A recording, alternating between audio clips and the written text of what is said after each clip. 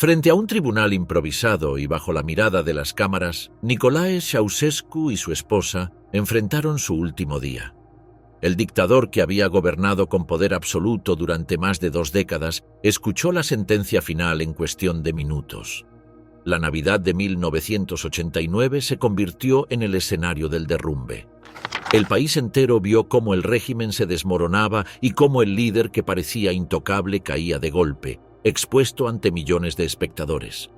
¿Cómo se decidió una ejecución tan inmediata? ¿Por qué mostrar la muerte en directo? ¿Fue justicia, advertencia o venganza? El reino de mármol, el poder convertido en monumento. En Bucarest, la capital de Rumanía, se levantó una construcción monumental que dominaba el horizonte y se convirtió en el emblema visible de un régimen personalista. El Palacio del Pueblo, concebido en mármol blanco y con una masa colosal, pasó a ser uno de los mayores edificios administrativos del planeta. Su escala no respondió a una necesidad institucional, sino a la voluntad de un dirigente que, durante más de 2 décadas, moldeó al país como si se tratara de un dominio propio. Nicolae Ceausescu accedió al liderazgo en la segunda mitad de la década de los 60, tras la muerte de Gheorghe Gheorghiu Dej, a quien había conocido en sus años de militancia comunista y con quien había compartido estancias en prisión durante el periodo de ilegalidad del partido. Su ascenso fue visto por los miembros veteranos del Comité Central como una elección transitoria.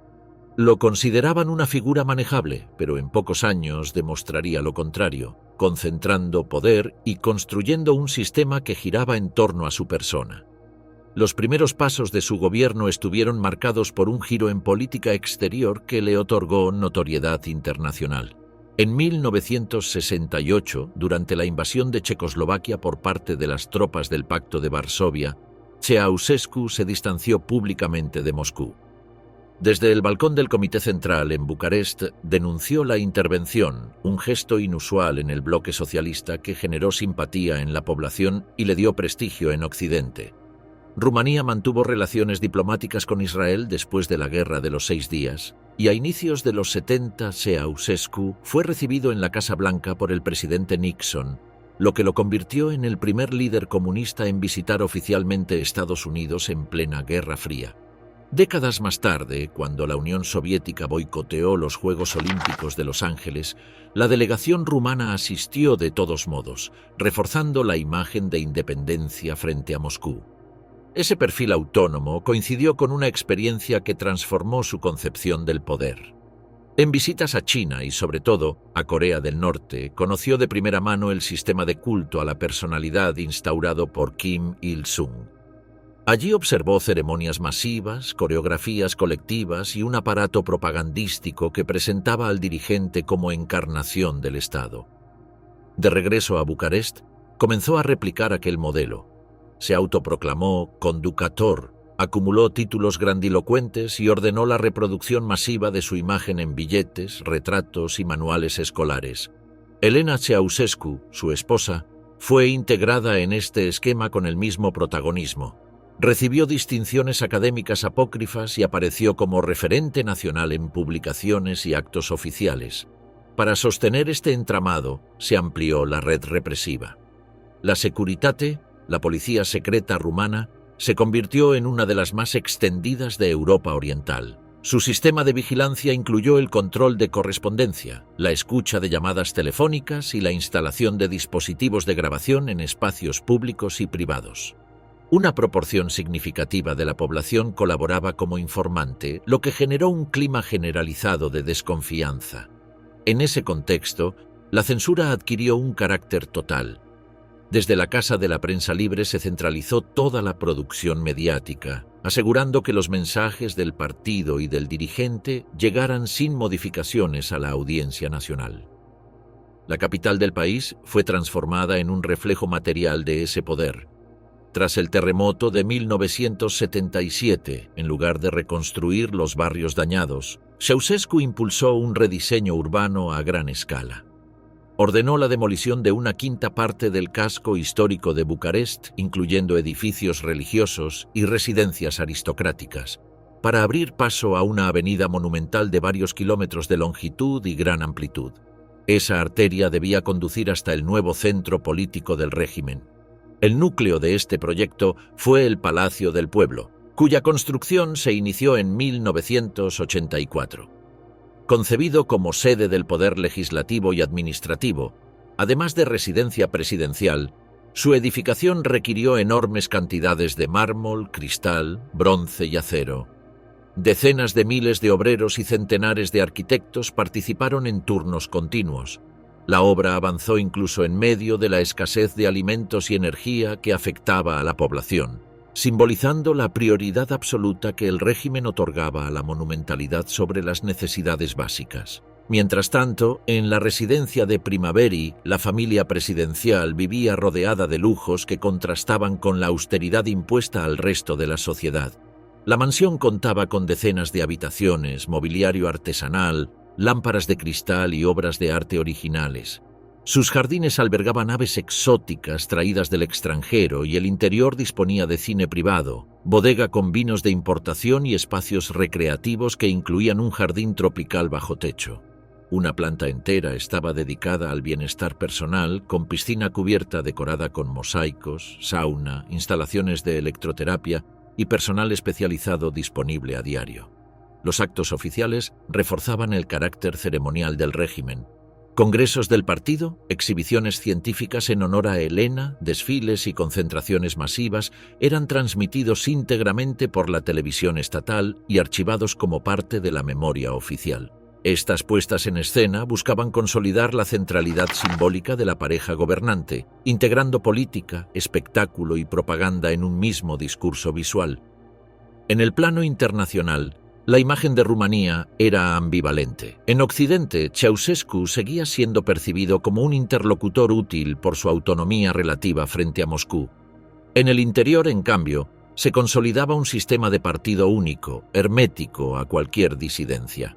A diferencia de otros países del bloque donde existían márgenes limitados de negociación social, en Rumanía toda oposición visible era suprimida.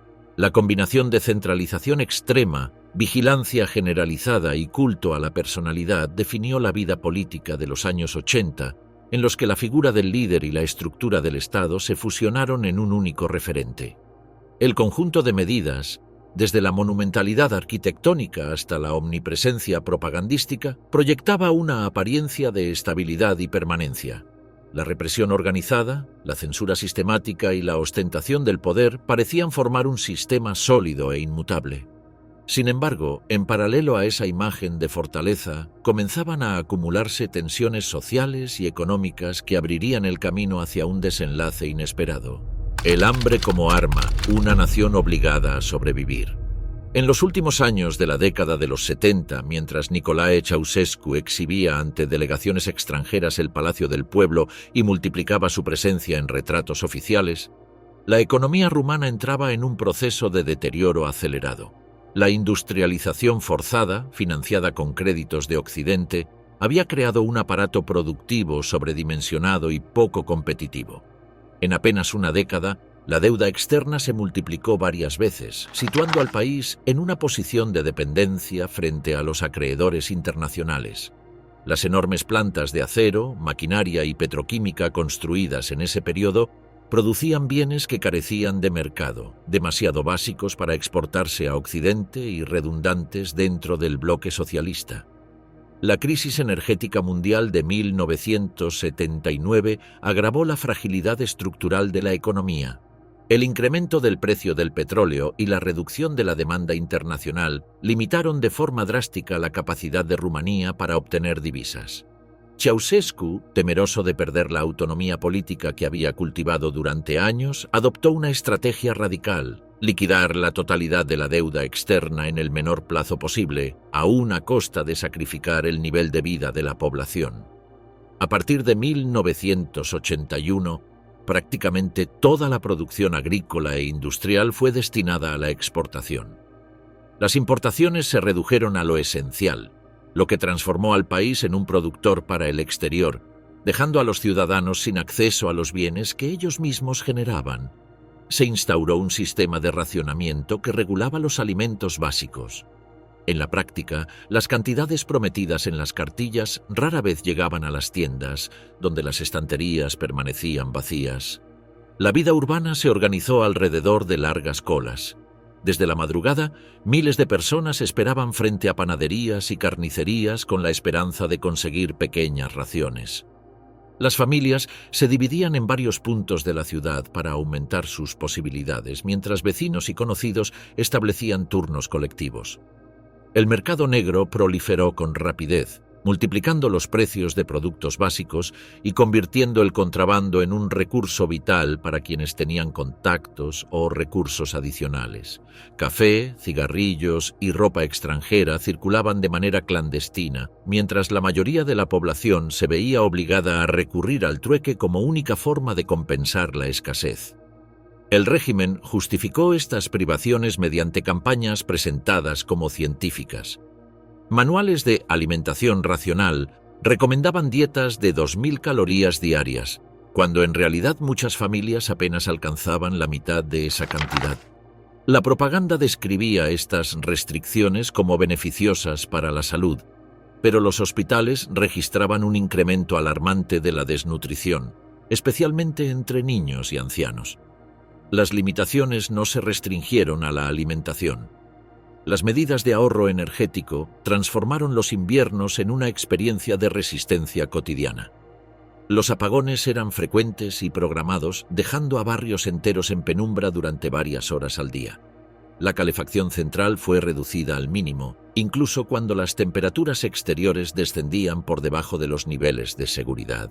El agua caliente estuvo disponible en muchos hogares solo una vez por semana, y el alumbrado público fue apagado durante la noche para reducir el consumo eléctrico. El transporte también sufrió restricciones severas. El combustible para automóviles particulares quedó limitado a cantidades simbólicas, acompañado de prohibiciones de circular en determinados días según la matrícula. El transporte público perdió regularidad por la falta de repuestos y combustible, obligando a millones de personas a desplazarse en autobuses abarrotados, bicicletas o a pie. La televisión estatal, que había sido un instrumento central de propaganda, redujo sus emisiones a apenas 2 horas diarias. En ese tiempo, los noticiarios oficiales y los discursos de Ceausescu ocuparon casi la totalidad de la programación. La radio siguió un patrón similar, eliminando la mayor parte de la música y los programas culturales. En medio de esta escasez, la política demográfica agravó aún más la situación social. El decreto 770, vigente desde 1966, prohibía el aborto y restringía el acceso a anticonceptivos con el objetivo declarado de aumentar rápidamente la población.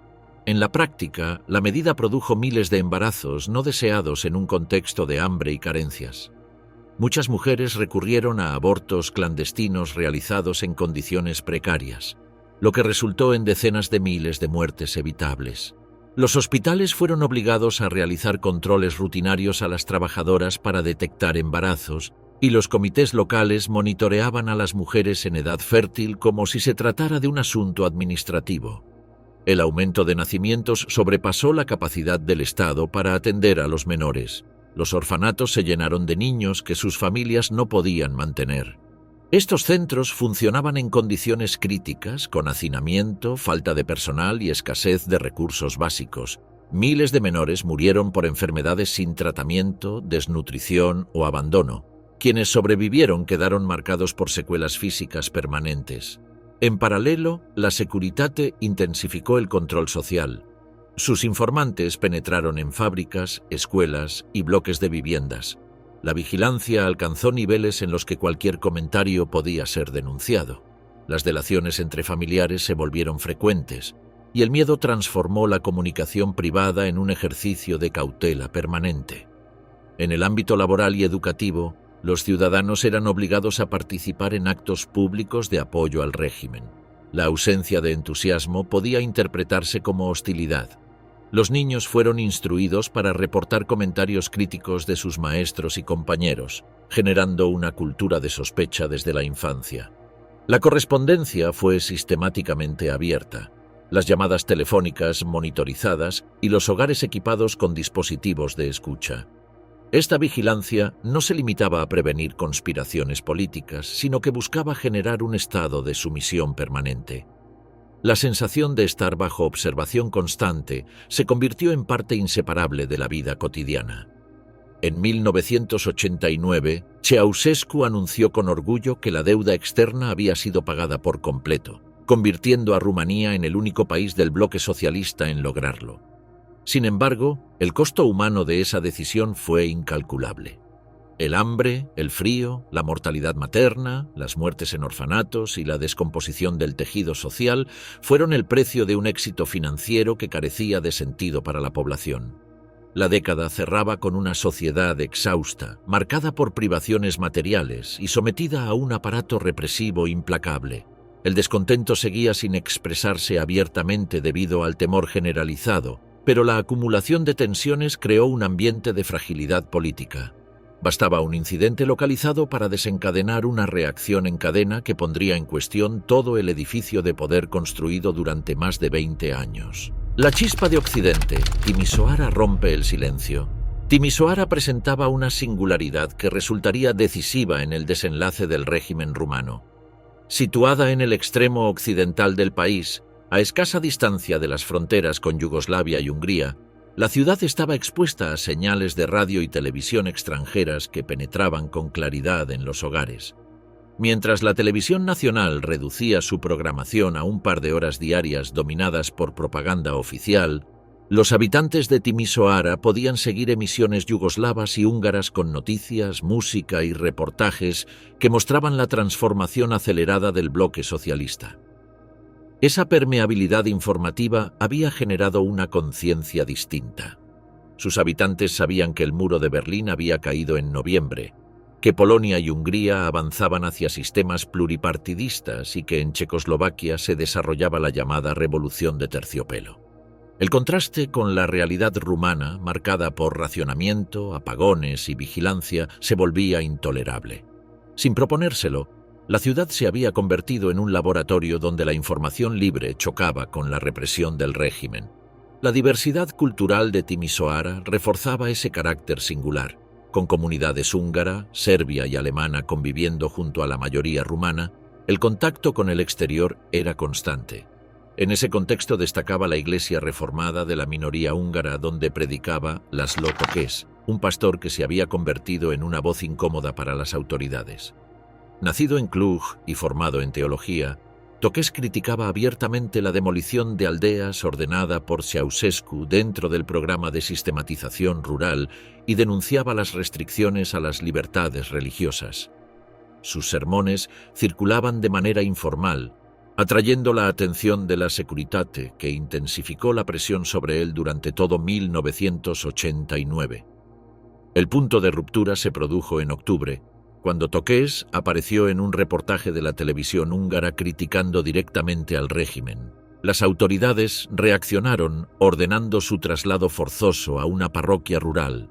El desalojo de su vivienda y la intervención de la iglesia fueron fijados para el día 15 de diciembre. Lo que en apariencia era una medida administrativa se transformó en detonante político. Ese día, cuando llegaron los funcionarios para ejecutar la orden, decenas de personas se congregaron frente al templo.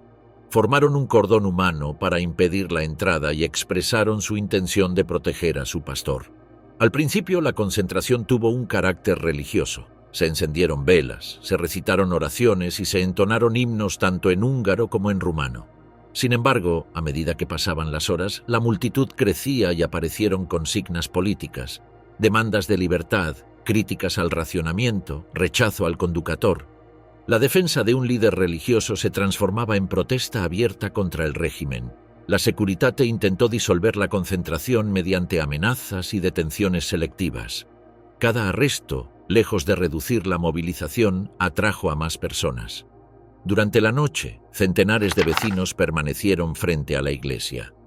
Al día siguiente, 16 de diciembre, miles de ciudadanos salieron a las calles del centro. Marcharon hacia la sede del Partido Comunista, lanzaron piedras contra sus ventanas y arrancaron retratos de Ceausescu que fueron arrojados al suelo y pisoteados. Era la primera vez en décadas que una ciudad rumana expresaba abiertamente su oposición. Documentos y símbolos oficiales fueron quemados en público, mientras la policía antidisturbios respondía con bastones y gases lacrimógenos. Los choques se extendieron a múltiples calles y plazas. La magnitud de la protesta desbordó la capacidad de las fuerzas locales. El régimen reaccionó enviando unidades militares con blindados y tanques ligeros. Las órdenes iniciales eran de intimidación, pero pronto se abrieron fuego contra manifestantes desarmados. Los hospitales recibieron decenas de heridos, la mayoría jóvenes alcanzados por balas. Algunos cadáveres fueron retirados en secreto y trasladados a Bucarest para impedir su identificación. Las familias quedaron sumidas en la incertidumbre, sin saber si sus seres queridos estaban muertos o detenidos. Lejos de sofocar la protesta, la violencia la amplificó. El 17 de diciembre la multitud ocupó puntos clave como la ópera, la catedral ortodoxa y varias avenidas centrales. En ese momento apareció el símbolo que se convertiría en emblema de toda la revolución, la bandera nacional con el escudo comunista arrancado dejando un hueco rectangular en el centro. Ese gesto visual sintetizaba el rechazo al régimen y se multiplicó en balcones y manifestaciones. El gobierno central decretó el estado de emergencia en Timișoara y reforzó la presencia militar. Durante la noche del 17 al 18 se registraron enfrentamientos en varios barrios. Los tanques patrullaban disparando al aire, aunque en algunos casos también contra multitudes. El control de la ciudad oscilaba constantemente entre manifestantes y fuerzas del orden. Rumores sobre francotiradores y muertos en las plazas aumentaban la confusión. El 19 y 20 de diciembre la movilización alcanzó una nueva dimensión. Los trabajadores de las principales fábricas se sumaron a las protestas y paralizaron la producción. Con la incorporación de la clase obrera, la protesta dejó de ser un fenómeno aislado para convertirse en un movimiento masivo. Decenas de miles de personas ocuparon el centro de la ciudad y proclamaron Timișoara como la primera urbe libre del comunismo en Rumanía. La declaración fue transmitida por la radio local y difundida de manera clandestina hacia otras regiones.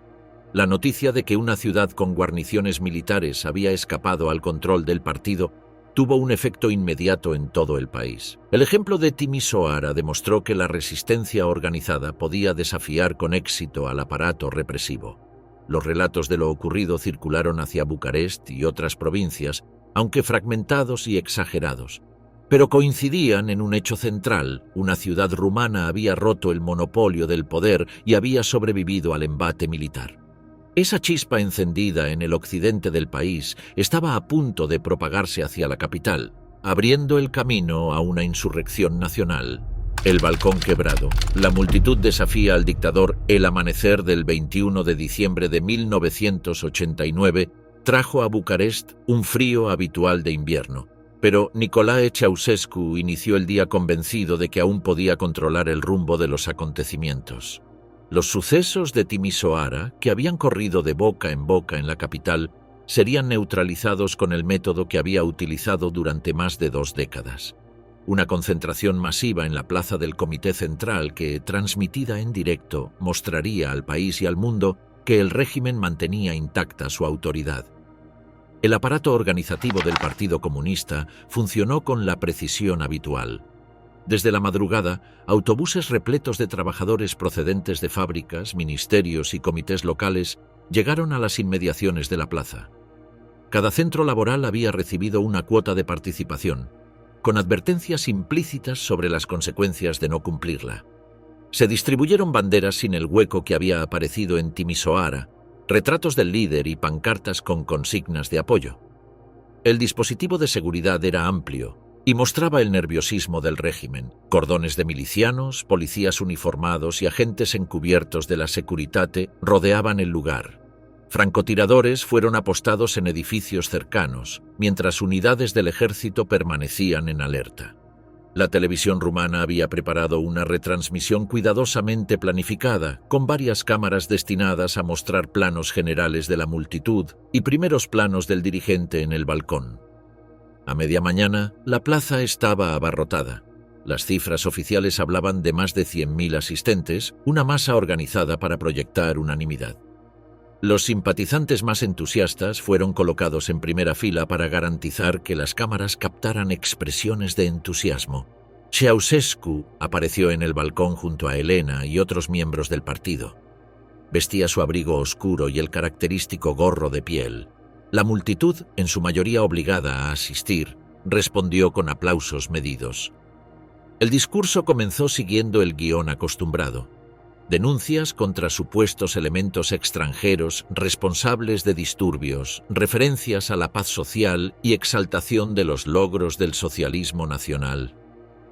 Durante los primeros minutos, la escena mantenía la apariencia de rutina. Sin embargo, en distintos sectores comenzaron a escucharse gritos aislados que se mezclaban con las ovaciones. El murmullo creció, se transformó en silbidos y de pronto en un abucheo sostenido. Voces que gritaban «Libertad» y abajo «Ceausescu» se expandieron como un eco incontrolable. La expresión del dictador cambió en segundos. La seguridad dio paso a la incredulidad y pronto a la alarma. Las cámaras intentaron disimular el caos con planos generales, pero el sonido ambiente revelaba lo que sucedía. Por primera vez en más de 20 años, la maquinaria propagandística fallaba en directo. La transmisión fue interrumpida y reemplazada por imágenes estáticas, mientras en la plaza el desconcierto se convertía en clamor. Elena Ceausescu gritaba instrucciones, los guardaespaldas se movían con nerviosismo y Nicolae levantaba las manos en un gesto inútil de calma. Desesperado, improvisó una promesa de aumento salarial, un recurso nunca antes utilizado en sus discursos preparados. La medida detuvo parcialmente el ruido, pero ya no recuperó la autoridad. El discurso terminó de manera abrupta y el líder se retiró del balcón con gesto sombrío. El acto que debía reafirmar el poder absoluto terminó convirtiéndose en el inicio del colapso. En lugar de dispersarse, miles de asistentes comenzaron a marchar por las calles, destruyendo pancartas oficiales y enarbolando banderas con el escudo arrancado. Aparecieron las primeras barricadas improvisadas con autobuses volcados, adoquines y materiales recogidos al azar. La capital retumbaba con consignas de libertad. Las fuerzas de seguridad respondieron con gases lacrimógenos, bastones y detenciones masivas. Pero la magnitud de la movilización superaba cualquier dispositivo de control. En torno al Hotel Intercontinental, periodistas extranjeros transmitían en directo, convirtiendo los enfrentamientos en noticia global.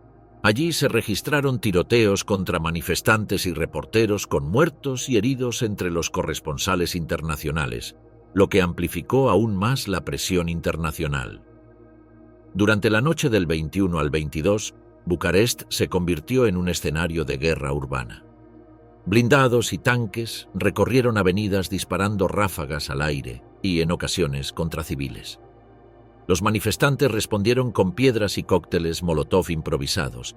El estruendo de disparos y sirenas se extendió por toda la ciudad mientras los hospitales recibían un flujo incesante de heridos. La mañana del 22 de diciembre llegó con un hecho que modificó de raíz la situación. Vasile Milea, ministro de Defensa, apareció muerto en circunstancias atribuidas oficialmente a un suicidio. Sin embargo, muchos lo interpretaron como asesinato tras negarse a ordenar una represión masiva. La noticia se propagó rápidamente y fue entendida como señal de fractura en el ejército. Ceausescu designó de inmediato a Victor Stanculescu como nuevo ministro. Pero este, en lugar de ejecutar las órdenes de represión, ordenó replegar las tropas a los cuarteles y cesar el uso de munición real. Su decisión desobedecía directamente al dictador, pero tuvo un efecto inmediato. Los manifestantes interpretaron el repliegue como victoria parcial y se sintieron respaldados por las Fuerzas Armadas. La plaza frente al Comité Central volvió a llenarse, ahora por iniciativa ciudadana. El rugido de la multitud alcanzaba el interior del edificio, donde funcionarios y guardias comprendían que la sede del poder estaba a punto de caer. Nicolae Ceausescu recorría los pasillos de mármol buscando respuestas que ya nadie estaba dispuesto a darle. Ministros y oficiales evitaban sus llamadas, mientras en los pisos superiores se destruían documentos apresuradamente. Consciente de que la situación era insostenible, Ceausescu hizo un último intento de dirigirse a la multitud desde el balcón, esta vez con un megáfono. Pero sus palabras fueron ahogadas por el clamor de la plaza. Afuera, las puertas comenzaban a ceder bajo la presión de la multitud. En ese momento se organizó la evacuación aérea. Un helicóptero del escuadrón presidencial aterrizó en la azotea del edificio para recoger a la pareja presidencial. El ruido de las hélices se escuchó claramente en la plaza y los manifestantes levantaron la vista, comprendiendo de inmediato lo que ocurría. Con gritos exigían impedir la fuga, mientras algunos intentaban forzar el acceso al edificio. Escoltados apresuradamente, Nicolae y Elena subieron a bordo. Testigos posteriores relataron que el dictador estaba pálido, con el rostro marcado por la tensión. El helicóptero despegó apenas unos segundos antes de que los primeros manifestantes alcanzaran los pisos superiores. Desde abajo, decenas de miles de personas vieron elevarse el aparato que se alejaba con el líder al que habían obedecido durante más de 20 años. La imagen de la huida se convirtió en símbolo del colapso del régimen. Minutos después, la multitud irrumpió en el edificio, destruyó retratos, arrojó documentos por las ventanas y ocupó el histórico balcón. Desde allí ondearon banderas perforadas, marcando el final de una era y el inicio de una etapa incierta cuyo desenlace aún estaba por escribirse. La fuga imposible. De los cielos al cerco militar, el helicóptero presidencial se elevó sobre Bucarest en llamas, llevando consigo a Nicolae y Elena Ceausescu, escoltados por su médico personal y un reducido grupo de guardaespaldas. Desde las ventanillas contemplaban cómo la capital que habían moldeado a su imagen se transformaba en escenario de una insurrección que escapaba a su control. El aparato, un modelo Puma de fabricación francesa, tomó rumbo hacia el norte con destino a la residencia de Snagov, donde el dictador esperaba reunir fuerzas leales para reorganizar la resistencia. Durante la primera media hora de vuelo, la magnitud de lo sucedido apenas parecía asimilarse. Nicolae observaba la ciudad tratando de evaluar la extensión de los disturbios, mientras Elena se aferraba a un bolso que contenía documentos y objetos de valor. En la cabina, los pilotos recibían comunicaciones contradictorias. Algunas torres de control advertían que cualquier aeronave no identificada podía ser derribada. Otras permanecían en silencio, reflejo de una cadena de mando fragmentada. El riesgo de ser atacados por sus propias fuerzas se hacía tangible a cada minuto. Al aterrizar en Snagov poco después del mediodía, la pareja encontró un complejo prácticamente vacío. Aquella residencia, habitualmente repleta de personal, oficiales y funcionarios, estaba ahora desierta. Los guardias presentes carecían de instrucciones claras y evitaban cualquier compromiso. Los teléfonos funcionaban, pero las llamadas de Nicolae a ministros y comandantes recibían evasivas o no eran respondidas. La estructura de poder que había sostenido al régimen durante décadas se desvanecía en tiempo real. El dictador trató de imponer órdenes desde el despacho de la residencia, desplegando mapas y exigiendo informes. Sin embargo, sus palabras carecían de efecto. La ausencia de su habitual séquito, coordinadores de seguridad, oficiales de enlace, secretarios privados, revelaba con elocuencia la quiebra de su autoridad. La mansión decorada con símbolos de poder se había convertido en un cascarón vacío. Ante la imposibilidad de reorganizar una defensa, la pareja decidió reanudar la huida. Circularon noticias fragmentarias sobre movimientos militares al norte de la capital, sin que quedara claro si eran fuerzas leales o rebeldes. Permanecer en Snagov resultaba insostenible. Nicolae ordenó preparar el helicóptero nuevamente para dirigirse hacia Titu, donde esperaba encontrar una guarnición favorable. El segundo vuelo fue aún más tenso. Los pilotos, conscientes del peligro de ser interceptados, alegaron una avería técnica grave y aterrizaron de emergencia en un campo cercano a la localidad de Gaesti. La explicación encubría su intención de librarse de pasajeros cuya presencia los convertía en objetivo. El contraste entre la pompa de los desplazamientos oficiales de antaño y la imagen de los Ceausescu descendiendo en un campo agrícola simbolizaba el derrumbe de su poder. A pie, acompañados únicamente por 2 agentes, se dirigieron hacia una carretera secundaria. Consiguieron detener un automóvil conducido por un médico, que al reconocerlos simuló una avería y los obligó a descender. Posteriormente, un mecánico en tránsito aceptó transportarlos hasta Targoviste, situada a varias decenas de kilómetros al noroeste de la capital. Durante el trayecto, Nicolae mantenía un tono autoritario, dando instrucciones sin destinatarios reales, mientras Elena, visiblemente alterada, Conservaba el bolso como único vínculo con el pasado inmediato. En Targoviste, la pareja se refugió inicialmente en un edificio industrial cercano a una siderurgia, con la esperanza de reanudar contactos con apoyos residuales. Sin embargo, en pocas horas fueron reconocidos por un trabajador que alertó a las autoridades locales. El 22 de diciembre, tropas de la guarnición los arrestaron sin resistencia y los trasladaron en un vehículo blindado a la base militar de la ciudad. El traslado marcó el final de la huida. En la base, de dimensiones modestas en comparación con las instalaciones de Bucarest, los Ceausescu fueron alojados en celdas improvisadas. Los oficiales locales, carentes de protocolos para una situación inédita, reforzaron la seguridad con patrullas perimetrales y retenes en los accesos a la ciudad. Temían tanto un intento de rescate como un ataque popular.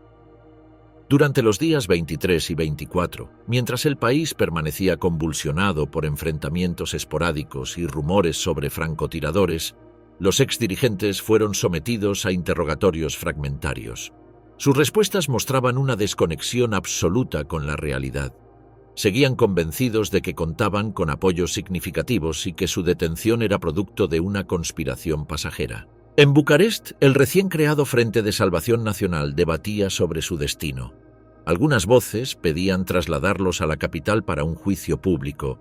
Otras insistían en mantenerlos en Targoviste por razones de seguridad inmediata. La incertidumbre sobre su futuro coincidía con el deterioro acelerado del régimen en el resto del país. La víspera de Navidad encontró a Nicolae y Elena recluidos en una base provincial, custodiados por oficiales que no sabían con certeza qué órdenes cumplir. Los muros desnudos de la guarnición contrastaban con las estancias palaciegas que habían abandonado apenas 30 horas antes. La llegada del día 25 traería consigo un desenlace rápido y definitivo que los propios prisioneros aún se negaban a imaginar. Navidad de pólvora, el juicio que terminó en balas. La mañana de Navidad comenzó fría en Targoviste.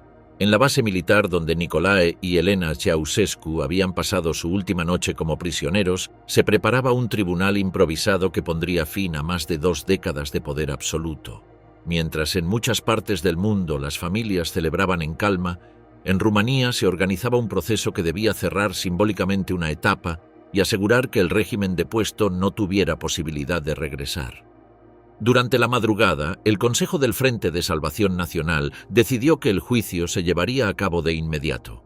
La urgencia respondía tanto a la necesidad política de marcar un quiebre definitivo como a motivos de seguridad. En Bucarest continuaban los enfrentamientos y circulaban rumores sobre grupos armados que actuaban en nombre del dictador. Mantenerlo con vida era considerado un riesgo que el nuevo poder no estaba dispuesto a asumir. Se habilitó una sala en uno de los edificios del cuartel. Una mesa rectangular para los jueces, bancos de madera para los acusados y un espacio reducido para soldados armados componían el escenario. La iluminación deficiente y el ambiente tenso recordaban más a un consejo de guerra de campaña que a un tribunal formal. El órgano estuvo integrado por 5 militares, 3 jueces, un fiscal y un abogado defensor designado de oficio. El coronel Jica Popa presidió la sesión. La base legal era un decreto provisional emitido por el Frente de Salvación Nacional que otorgaba facultades extraordinarias. No existía precedente jurídico en Rumanía para un proceso de esta naturaleza, pero la premura no dejaba margen para consideraciones legales más amplias. Un equipo de televisión militar fue convocado para grabar la audiencia. La intención era disponer de un registro visual que demostrara que el procedimiento se había realizado. La filmación reflejaba también la conciencia de que aquel momento tendría un valor histórico más allá de las circunstancias inmediatas.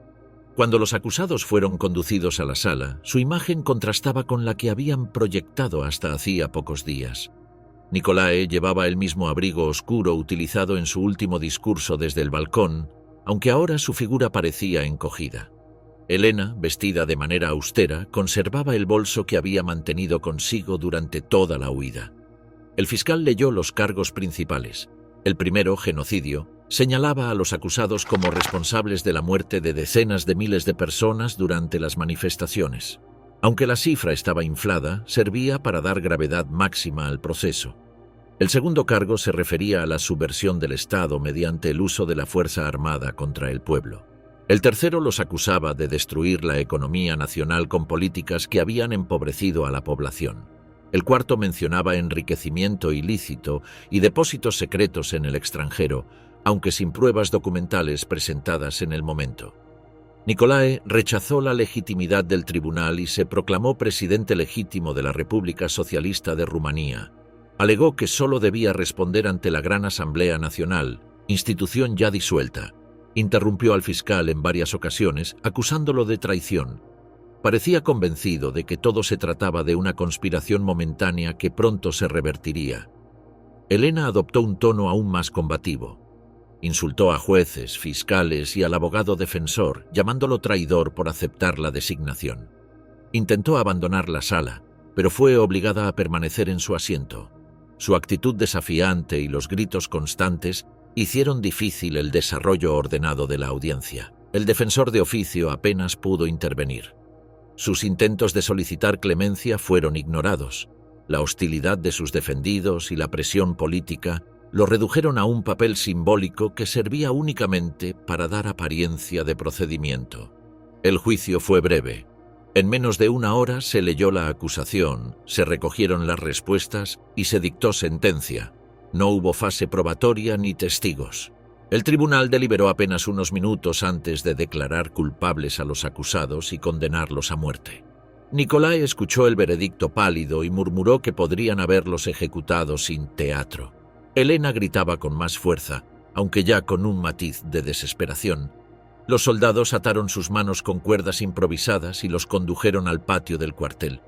Allí esperaba un pelotón compuesto por 8 paracaidistas, reforzado por otros 5 voluntarios. Los fusiles automáticos estaban cargados. Los condenados fueron colocados frente a una pared de ladrillo sin vendas en los ojos. Nicolae comenzó a entonar fragmentos de La Internacional, mientras Elena seguía profiriendo insultos. La orden de fuego se dio sin demora. Los soldados dispararon en ráfaga cerrada, impactando con decenas de balas en los cuerpos que cayeron inmediatamente. Los informes médicos posteriores contabilizaron más de un centenar de heridas de bala. Los cuerpos fueron cubiertos con mantas y llevados al interior, donde un equipo certificó oficialmente la muerte. Fragmentos del juicio y de los cuerpos abatidos fueron transmitidos esa misma noche por la televisión nacional. Las imágenes sirvieron como prueba concluyente del fin del régimen.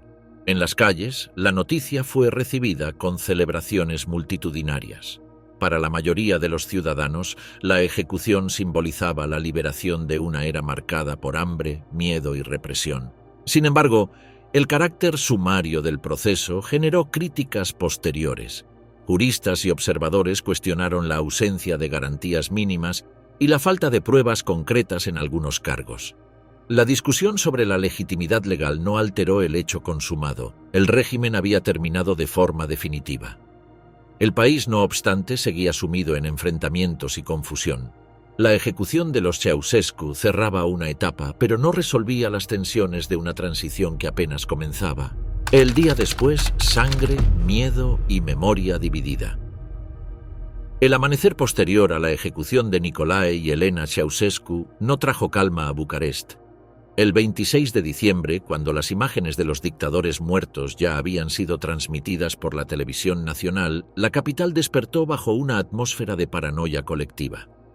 En lugar de la paz que muchos esperaban, se instaló un clima de histeria alimentado por rumores de supuestos terroristas leales al régimen caído. La radio y la televisión, ahora bajo control del Frente de Salvación Nacional, difundieron mensajes continuos sobre francotiradores apostados en azoteas, comandos escondidos en túneles y agentes extranjeros infiltrados.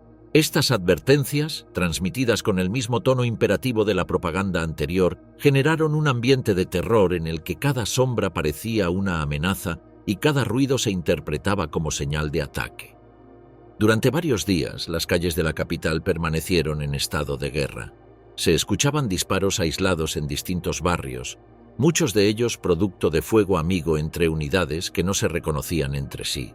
Soldados inexpertos, civiles armados de manera improvisada y efectivos de la Securitate confundidos abrían fuego al menor movimiento sospechoso. El resultado fue una cadena de incidentes en los que rumanos disparaban contra rumanos en medio de la confusión. Uno de los episodios más trágicos había ocurrido el 23 de diciembre, pero sus consecuencias se confirmaron y difundieron en los días posteriores. En el aeropuerto de Otopeni, cadetes de una escuela militar que se desplazaban en convoy fueron confundidos con terroristas tras un comunicado televisivo. Al llegar a su destino fueron recibidos por fuego cruzado de sus propios compañeros. La masacre dejó varias decenas de muertos y más de una decena de heridos, convirtiéndose en símbolo de cómo la desinformación podía resultar más letal que la represión organizada. Las cifras consolidadas en las semanas siguientes revelaron que más de 1 millar de personas murieron en todo el país durante los acontecimientos de diciembre, y más de 3.000 resultaron heridas. Lo más perturbador fue que la mayoría de estas muertes se produjo después de la caída del régimen y la captura de los Ceausescu en un contexto donde la violencia debería haber cesado. Mientras la capital seguía marcada por tiroteos esporádicos, el Frente de Salvación Nacional avanzaba en el control político y mediático. Desde la sede de la televisión, convertida en centro de operaciones del nuevo poder, se transmitían comunicados que proclamaban el triunfo de la revolución y anunciaban el inicio de una era democrática. Las imágenes de la ejecución fueron difundidas en versiones editadas, mostrando lo suficiente para confirmar la muerte, pero evitando detalles que pudieran despertar compasión. La composición del frente revelaba, sin embargo, una continuidad significativa con el régimen anterior. Su figura principal, Ion Iliescu, había sido apartado de la cúpula en los últimos años, pero su trayectoria era plenamente comunista. Muchos de los miembros del nuevo organismo también provenían de la estructura del Partido Comunista. Para una parte de la población, el FSN garantizaba estabilidad en medio del caos. Para otros, representaba un simple relevo interno más que una ruptura con el sistema. Las investigaciones oficiales sobre los hechos de diciembre reflejaron esta ambivalencia. El juicio y la ejecución de los Ceausescu fueron presentados como cierre definitivo del régimen, pero las matanzas posteriores, como la de Otopeni o los múltiples casos de fuego amigo en Bucarest, quedaron envueltos en la penumbra judicial. Los archivos militares mostraban órdenes contradictorias y una cadena de mando fragmentada. Nadie fue responsabilizado de manera concreta. La legitimidad del tribunal que había juzgado a los dictadores también fue objeto de críticas en años posteriores. Juristas nacionales e internacionales coincidieron en señalar la ausencia de garantías procesales. Pero en el contexto de diciembre de 1989, la presión popular y política había hecho imposible cualquier alternativa más prolongada. El destino de la familia Ceausescu reflejó la misma justicia selectiva. Nicu, el hijo menor, fue condenado a 2 décadas de prisión por abuso de poder y malversación, aunque fue liberado anticipadamente en 1992 debido a problemas de salud. Murió en 1996. Zoya y Valentín fueron encarcelados temporalmente pero liberados por falta de pruebas. Zoya, matemática de formación, perdió su puesto académico y murió en 2006.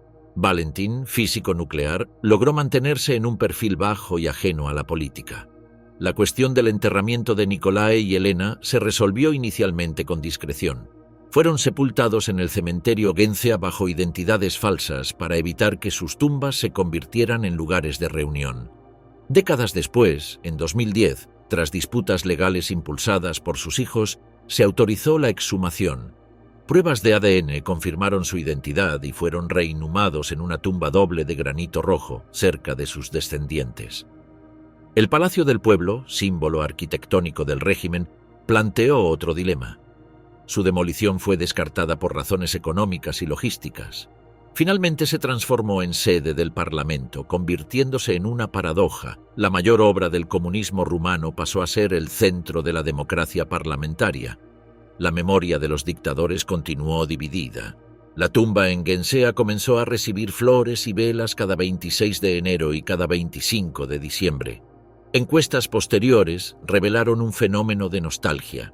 Hacia mediados de la primera década del nuevo milenio, más de la mitad de la población consideraba que la vida bajo el comunismo, aunque marcada por privaciones, ofrecía mayor estabilidad que la etapa democrática. La corrupción, La desigualdad y la desindustrialización alimentaban estas percepciones. En paralelo, la memoria crítica se consolidó en espacios públicos. La plaza del Comité Central fue renombrada como Plaza de la Revolución, con placas conmemorativas para las víctimas. El muro de la base de Targoviste conserva las marcas de bala del fusilamiento. Museos y archivos documentan el aparato represivo y las condiciones de vida bajo el régimen. Estas memorias contrapuestas ilustran la dificultad de procesar un pasado traumático. Para algunos, el 25 de diciembre de 1989 representa la liberación definitiva. Para otros, fue el momento en que una revolución popular fue absorbida por un cambio interno que limitó su alcance. Esa división persiste y continúa influyendo en la forma en que Rumanía interpreta su presente y su futuro.